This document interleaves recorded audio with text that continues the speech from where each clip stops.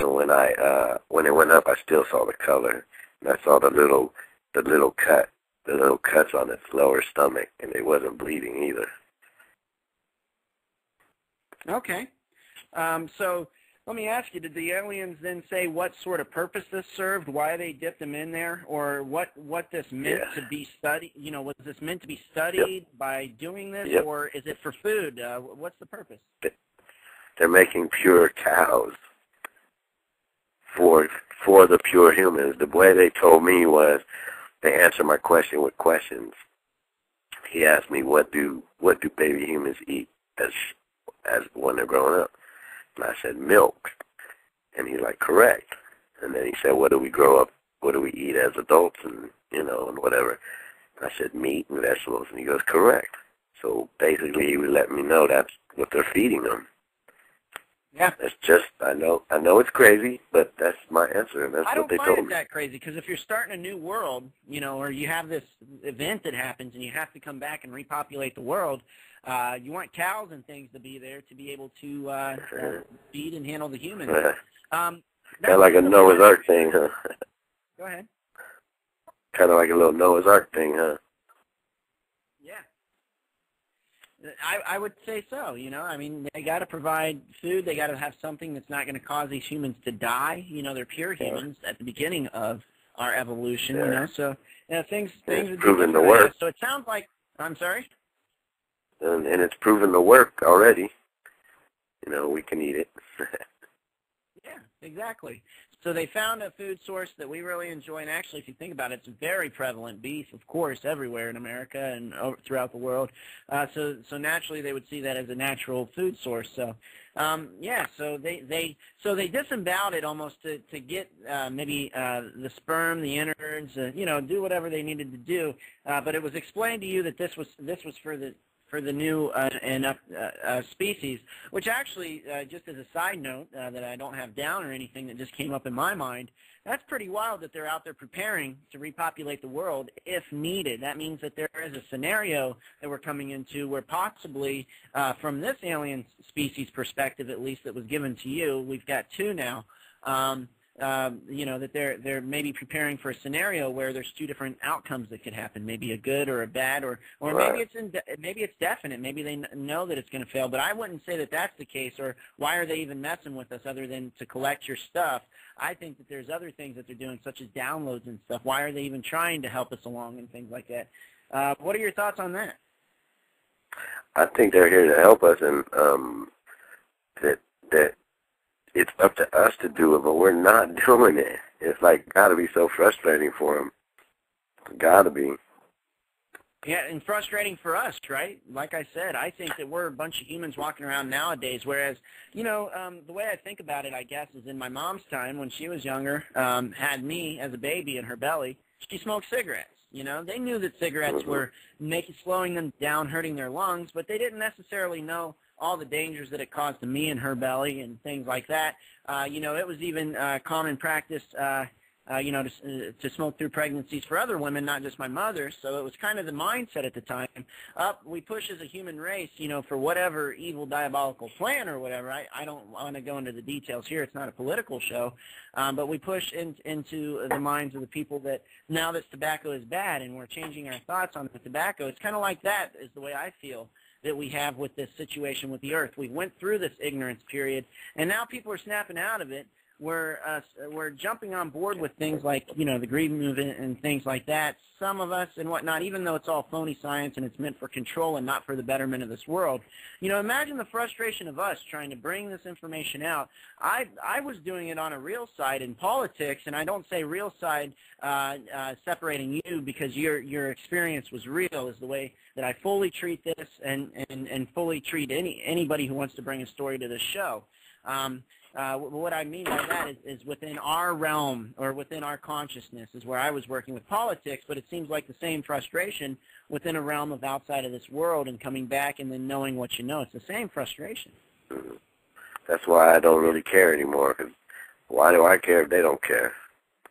Well, I think I'm wasting my time. But, why would you be talking to me if you didn't care, man? You'd be, I understand that, but it's like, who knows what's going to happen in 2 weeks? You know what I mean? You know, who knows? Your show might get canceled, and that might be it for both of us. You know what I mean? So it wouldn't be that you didn't. It wouldn't be that you didn't care. It would be whoever was running your stuff. Yeah. So I'm just saying. Everything's so intertwined. The bureaucracies drive us nuts. The kind of web that humans have built for themselves over the years. I feel like, man, I was born into this. What am I doing? How do I do this? So it's up to us to get creative, man. This is part of being creative. Me listening to you, taking that, applying it to my life. You know, no matter what it is, and vice versa. You profiting from my input, I suppose, I guess, however that can happen. So anyways, to move back into the story, I'm sorry to take us off on these tangents. We got 20 minutes left, and we're getting towards the end here. From here, the last thing that you explain is a conversation between you and the tall one as to the ethics of doing this to a cow, per se, or even abducting humans. I know you already mentioned to this. He makes the obvious yet fascinating point that humans do the very same thing to animals here on Earth. Think of what we would do to an alien if we got our hands on them. Heck, look at what we believe we know throughout history. Let's leave it at that. So as far as how we handle that sort of a scenario. It seems he was pointing out a similar reasoning or intelligence trait that we share with the aliens, the need to, per se, catalog, track, or break down our environment and species around us, and the need to understand the world and whatnot. So I guess to lead to a question, what are your specific feelings on this subject as far as our relations between us and the aliens and our instincts and things? What was he trying to point out to you, that we do this here on Earth, so why not we do this up there? I don't see it as he was saying eye for an eye, you know, you do it, so we're going to do it. I think he was saying it more to relate. So what do you think about that? I thought he basically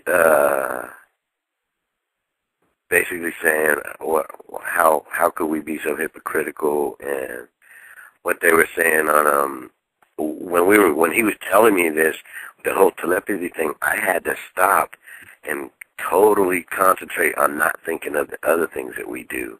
How in some countries they kill dogs and eat dogs, and how we eat fish and what we do to fish, and how we treat chickens, and all this was running through my mind, and I didn't want him to know what was going through my mind, because we do way worse.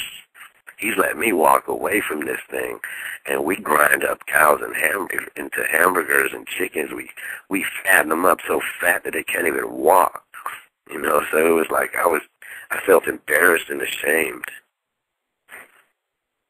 Okay, so he was more pointing out the idiocracy in what we're doing, not necessarily fully then relating, because I would think that they believe that what they're doing is meaningful, purposeful, and I would even believe that. I think that, you know, what they're doing is necessary, and in this whole schism because of what we created. Yeah, something outside of the kind of timeline that we can perceive as human beings who live for so many years, up to 80 or what have you, 90. So if we're absolutely 100% the luckiest humans at this point. Okay, so the idiocracy behind how we treat animals and things, and then how we then expect to be treated by, say, something that might then be I don't know. I don't want to say. Well, yeah, they're more advanced than us. They have that ability to control us. So to put us in that sort of position is what he was pointing out. That's interesting.